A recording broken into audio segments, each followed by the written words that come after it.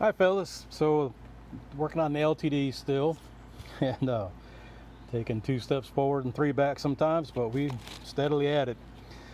Before I put some of the stuff in the car this morning, I figured I'd show you what we're doing. This is Maxima Motorsports stainless steel brake kit, the hose kit. I've got to use this on the back of the LTD because it's got Mach 1 brakes back there, and if I want to use my 15 by 10 weld wheels with the slicks on, I have to use these because they have the low profile banjo bolt and the end fittings. So to clear the brake, I still have to customize the outside shoulder of the caliper to get it to clear, but other than that, this will make it happen. I could, try using the drags, what do you call it, drag radials that I had.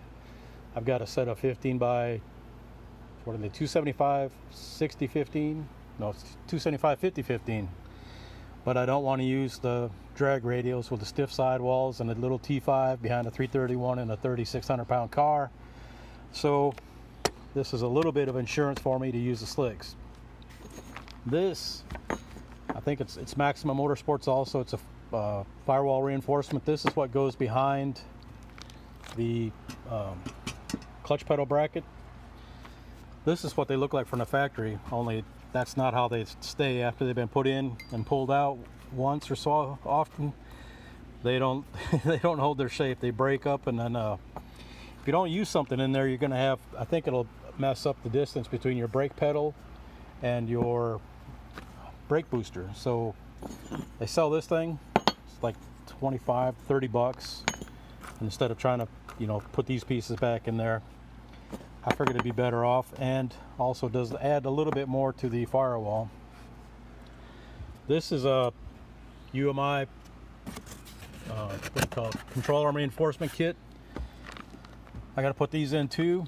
On the 4-door cars like the LTDs, Fairmonts, and so on, the Mustang ones will work, but you got to cut, I think it's the back side of the this one to get it to fit in the spring pocket, or the pocket there, just because it's a different shape.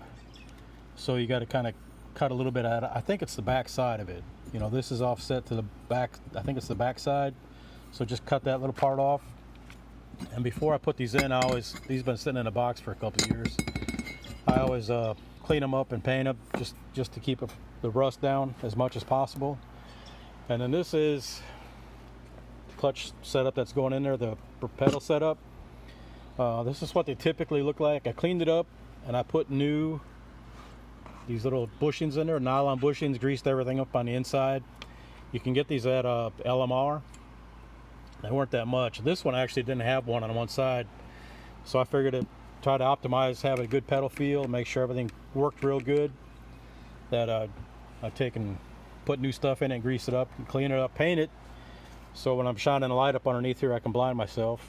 But actually what it does is it helps, keep things a little lighter up there, because you're trying to find wires and whatnot.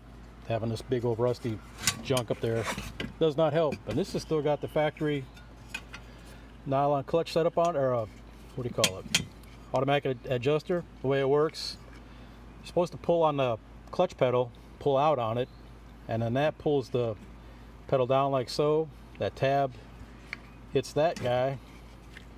Of course, obviously when you're trying to do it with one hand, it ain't gonna work.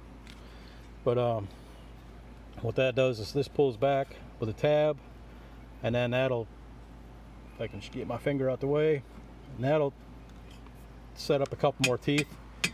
These, it's okay design, but it's just, it's nylon, and we put a good sportier clutch in there than stock, and it's gonna break this thing up. And so you're better off to put an aluminum quadrant on here and use a good clutch cable. I've seen a lot of guys buy these aftermarket cables, and the factory cable's great. I use Steeda at Maxima Motorsports. The ones from Steeda, you can get those for a SN car, not an SN, a New Edge car. They're a foot longer, and that puts the cable out away from the headers a little bit. But the pedal feel stays good. The cables hold up really good. So those are my favorites. Of Obviously, everybody's got their own, but those are the ones I found to be the best.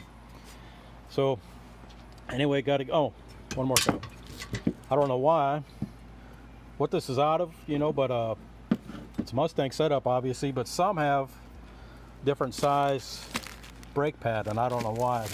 What's the story behind that? Some of the Mustang Melvins might know, but you can buy these pads at LMR also, and I didn't read the fine print, so I bought a pad thinking it was like one of each, or a set, but it's only one. So keep that in mind. And we're steady making progress on this thing. I'll put some more stuff up later and patch it all together, and probably like Monday night or Sunday night I'll throw it all together and put it up on YouTube. Until then, fellas, later.